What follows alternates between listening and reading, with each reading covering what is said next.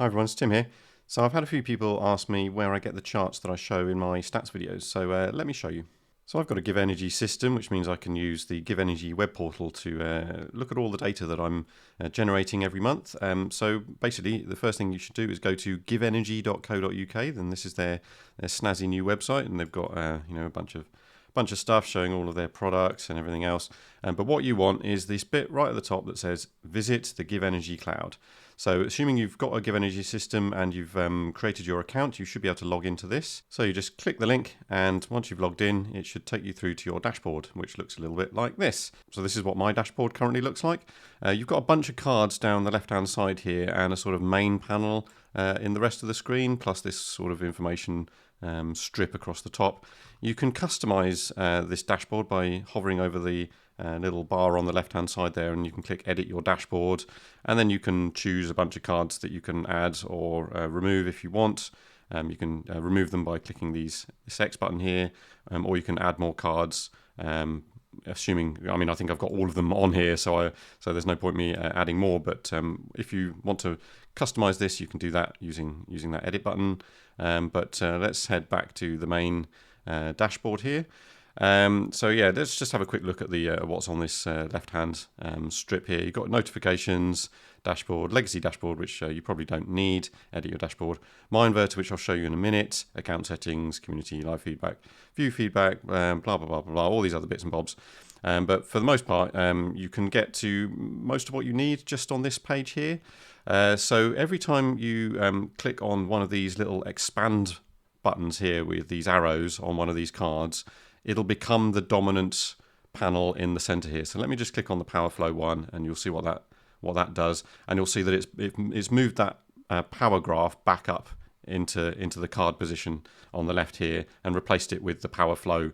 Now I don't find this power flow super useful. You can hover over stuff and see what you're currently generating on the various parts of your system here, but actually I never really use this. What I tend to use is the power graph, which shows the historical and instantaneous power for your system. So this is this morning where I was charging my battery and heating the hot water and charging the EV here, and you can see we've not got tons of generation just yet. We're just up to, what's that, nearly 1.5 kilowatts currently. So yeah, it's not the best day. The sun's just coming out now, so we might get a bit more. But yeah, this is really useful for just checking out what happened the previous day. You can see this is yesterday. We had absolutely rubbish generation yesterday, so nothing at all really. And you can see the state of the battery.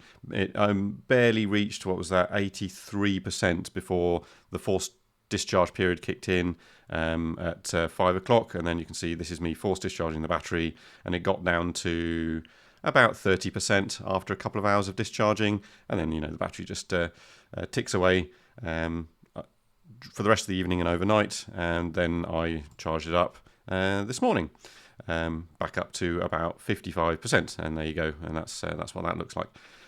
So I quite like this power chart, but this is all stuff you can also get in the app, by the way. So if you've not seen my app review video, go and check that out. This is just an alternative way of viewing those charts. But what I want to show you today in particular is this what's called the energy graph. So energy is your kilowatt hours per split into half-hourly bins, whereas power is in kilowatts. So let me expand the energy graph, and you see the power graph now gets replaced up at the top there. Now this is the chart that I show in my stats videos, and this shows you the kilowatt hours per half hour if you've got it set to daily. But you can also choose weekly or monthly or yearly or total. So the one I show in my stats videos is this monthly chart here. So if I click on that and then I go back to July, so this is the sort of stuff I show in the video. Usually what I do is I maximize it. So I'll click this button here, and that brings it up into a full screen mode like this. If you want to go back to the standard view, you just click on this little minus button on the top right there. And you've got the various options that I also show in the video. So the generation is the interesting one, and you can hover over and it gives you the information for each day, for what you've generated and what's gone to the home and what's gone to the battery and all that. And then you've got the various other tabs here: battery in, battery out, grid in, grid out, for example. So if I go to grid out, you can see how much I export on each day. And if I go back to daily and show you, this is, what's that? That's the 31st of July. And you can see there wasn't a lot of solar export during the day. But then I do the force export, which is this blue stuff here. That's the battery getting force exported. Let me pick a different day. So let's pick yesterday. Confirm, and you can see there was absolutely no excess solar. It was the only thing we exported was the battery. Let's pick a better day. So let's go back to, I know June the 14th was particularly good. Just that one. Confirm. There you go. Absolutely tons of excess solar, like loads and loads, and then just a little bit of extra export from the battery there. But yeah, that's the sort of thing that you can see. Let's just go back to the monthly one, and let's pick a different one. Grid in. So yeah, this is me charging the battery, and what's that? Grid to home. So that's, yeah. So all of the dark blue is filling up the battery overnight, and all of the sort of what would you call that? Teal, I suppose. Is that's us charging the EV and heating up the hot water. So there's a few other bit panels, the cards that might be interesting to you. I'll show you the my inverter at the end. We've got this solar power forecast. Now this is an interesting one. You can actually hook this up to a service called Solcast. So I've done that, and you can see basically what you do is you set up. I think when this is not set up, you've got an option to link it to Solcast, where you create an account on Solcast, and then you set up your system. So for me, it's I set up both the east and the west facing arrays, and those combine together to give you these predictions. So in these lines here are what's predicted for the coming few days, and this is what happened in the last few days, and you can see estimated generation and actual generation there. So it looks like the last few days has been we've actually had lower generation than what was estimated. It's possible actually that it's not accounting for the fact that obviously we have a little bit of shading first thing in the morning and a little bit of shading last thing in the evening from some trees, but during the rest of the day I think it's pretty accurate. So maybe we're just missing out on a few kilowatt hours in the mornings and evenings, but that's no big deal. We also have a weather forecast card, which just, this is standard stuff you can get on any weather forecasting app.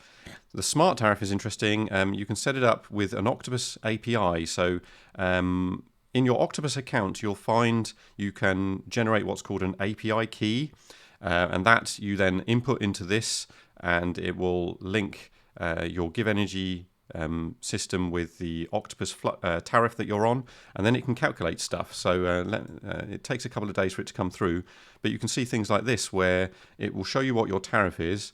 So what's this? This is the Flux import tariff, and you can see all of the importing that I do overnight. And then if I click on, I think it's one of these buttons to the side here, and that will take it to the export tariff. So you can see it's now Flux export, and you can see all of the export that we did. Where's this? On the 7th of August, so it's a couple of days ago. So let's go to yesterday, and you'll see. So of course, Octopus take a couple of days for the data to be fully registered. So you can't see this for the most recent day, but go back a couple of days, and you'll start to see this sort of data. So that's all fine and well, and it gives you an estimate of how much you've earned for the export and how much you spent for the import. So that's really useful. You can get all this stuff through the app as well, by the way, on using the smart tariff option on the app.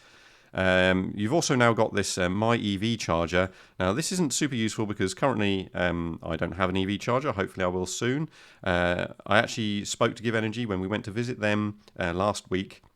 So I've got lots of news to tell you about that, but that will come in a future video. It's a bit more of a complicated edit for me to do, so it's going to take me a little while to edit that together. But the EV charger is coming. I can tell you that for sure. I've seen one in action, but yeah, hopefully I'll get my hands on one in due course, and I'll be able to give you a full rundown of that. But for now, we can't really see anything much with that. Okay, let's go to the My Inverter tab, which is the last one I want to show you. So if I maximize that, this is where you control all of the things like the firmware upgrades and things like that. It gives you a basic. Tell you what, let me maximize that. This gives you a basic view of the same data as you could see in the power chart. It gives you some summary information here. You can see that I've got 2 batteries totaling 14.75 kilowatt hours. It gives you the serial numbers and all those other things. But if I click on software, you can see I've actually got a pending firmware update for both the battery and the inverter. I'm holding off on doing that because what I think I might do is I'm going to see if I can get onto the intelligent flux tariff first. Because then it doesn't really matter when I import and export, as long as it happens outside of the peak period. Then, well, let's say if I set this going, what will happen is the battery will fully discharge and then fully charge. That's the idea anyway. So what I think I'll do with this is I'll set it going somewhere in the middle of the forced export periods, the flux peak period, so that when it's exporting, I'm getting the maximum benefit from that, and then it'll charge up during the night, hopefully, during the standard flux import period. That's the idea. So I'm going to hold off a little bit on that one, and hopefully the intelligent flux tariff will go live pretty soon, and I'll be able to do that soon. But once I've done that, I'll let you know what I discover. You've got a bunch of other stuff, notifications, settings. So these settings, this is what you see in the app when you go to the battery management options, and they're called slightly different things. The timed charge and the timed discharge and the timed export, they're all basically the same. They map directly to the settings in the app, but I think in the app, timed discharges is the. Let me just check real quick what these are called in the app instead. So the timed charge, that's just the standard scheduled charge right at the top of the app. The timed discharge, that's what I would call the home demand consumption type when you select scheduled discharge mode, whereas timed export, I think, is what you get if you do the full export consumption type when you're setting up the scheduled discharge mode. So it's slightly annoying that they're named slightly different things, but that's what I think is the case. Battery options, that you get your charge power and your discharge power, so you can fiddle with these to adjust those settings if you want, and then you just click the submit button, and that will send that information to the inverter, and then you can reset it to default if you want. We've got a bunch of other stuff, system data, PV data. Now this is interesting. So if I go to yesterday, actually no, tell you what, let me go to the day I know was really good in June the 14th.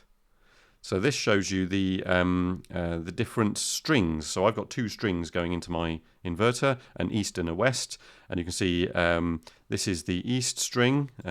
Which one's that? String 2 is the east string. String 1 is the west string. And you can see here there's this big notch. This is when the sun rises over the Cotswolds, and then we get a little bit of sun just as it peaks up over the hills. Then we've got a huge oak tree outside the east side of our house, and that shades the whole roof for an hour or so. Where does it start here? About 6:30 till 8, basically. The sun is completely behind the oak tree, and then it pops out from behind, and then we've got brilliant generation for the rest of the day.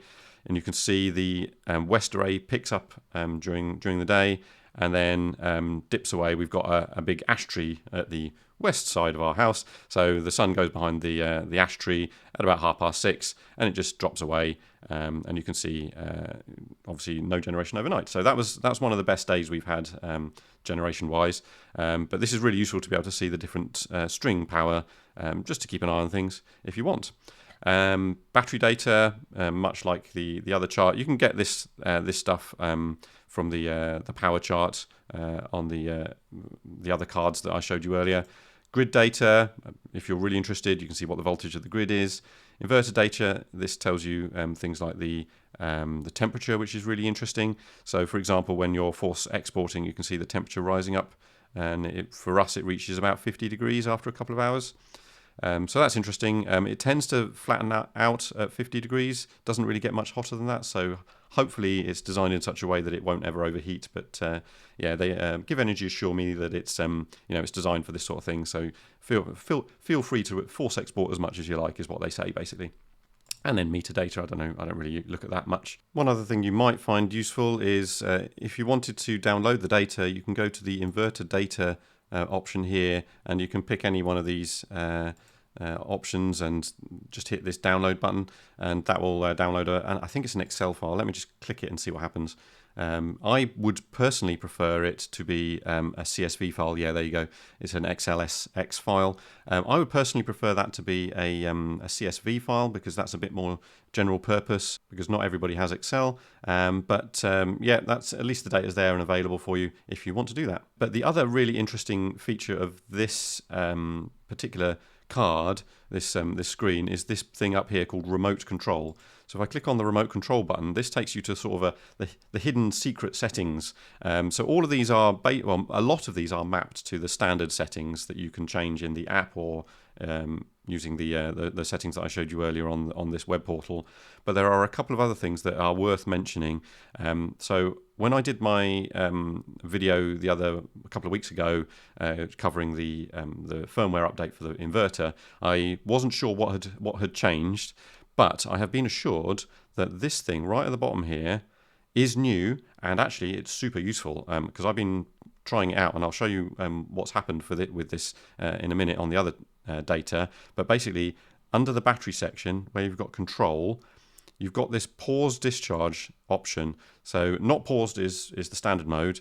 You've got pause charge, pause discharge, and pause charge and discharge. Now what I've done is I've set it up as pause discharge, and I've set it to pause the discharge between 2 and 5 in the morning. So what you do is you basically, if you change the setting here, you then click this button to the side, and that will send that information to the inverter. Same with this. If I change this, for example, let's change that to 201. You see this little arrow appears. Click that, and that will send that setting change to the inverter. So you need to do that separately for all three of these, just to be absolutely clear. That caught me out when I first set this up, but I'm just going to leave that as 2 o'clock. And what happens now is that the battery, or the inverter, will stop the battery from discharging between 2 and 5 in the morning. Now let me go back to let's go up here. Where is it now? Inverter information, is that what it is? How do I minimize this again? Tell you what I'll do, I'll just go back to the dashboard option here. That should take me back. Yeah, here we go. Right, so here's a perfect example of what happened last night. So I have changed the settings. What I used to do is start the battery charging at 2 o'clock. But in order to test this new pause discharge mode, I changed the settings so that it now starts charging at 20 past 2 in the morning. So you can see here, the car was, the EV was set to start charging at 2, and that's that first bump there. Then the hot water kicks in at about 2:15, that's that second bump there. And then the battery starts charging at 2:20, and that's this final bump here. So you can see the battery was charging all the way along here until it hit 55%, and then it stopped charging. But the hot water had turned off at this point as well. There's a little blip here where the water came on for another few minutes, but the rest of the time until 5 o'clock, the car was continuing to charge. The EV was drawing the 2.5 kilowatts from the granny charger that we're currently using until such time as we can get hold of the GivEnergy charger. And then obviously at 5 o'clock, that's when the standard flux tariff kicks in. So we turn everything off at that point, and then the battery carries on supplying power to the home. Now you can see here the battery was not discharging at all when the EV turned on and when the hot water came on. So that means that that setting, that pause discharge setting, is working perfectly, which is great. So that's exactly what we want. So if this is the sort of thing you want to do, even if you don't want to charge your battery overnight, but you want to charge your EV or heat hot water or do anything else overnight, but you don't want to drain the battery during that time, because that's obviously the flux off-peak period. Or if you're on Octopus Go, it would be from 5:30 midnight till 4:30, 5:30. I think it's 4 hours, isn't it? 4:30. So if you wanted to charge your EV overnight but didn't want the battery to discharge into your EV, you could use that setting and it will stop the battery discharging, which is perfect. And you don't have to do what I was doing before, which was, ensuring the battery was also charging during that period. So I think that's a really useful addition. I did ask Paul Landrigan at GivEnergy whether that setting will eventually make it into the app and the standard settings. So if I go to the inverter, these settings here, he said yes, it will eventually make it into this panel where you can fiddle with it yourself and onto the app as well. So that's really good. I think they're obviously just testing it out at the moment while it's new, and once it's been used in anger for a bit, then it'll make its way into the standard settings that you can change through the app and through these settings here. So I think that's really useful, and I'm excited that they're doing this sort of additions and extra functionality to their system, which bodes well for the future, I think. So hopefully that was useful to you if you've got a GivEnergy system. If you're not yet with Octopus and want to hook up to the Octopus tariffs with the smart tariff stuff down here, feel free to use my referral code, which you'll find in the description below or at the end of this video.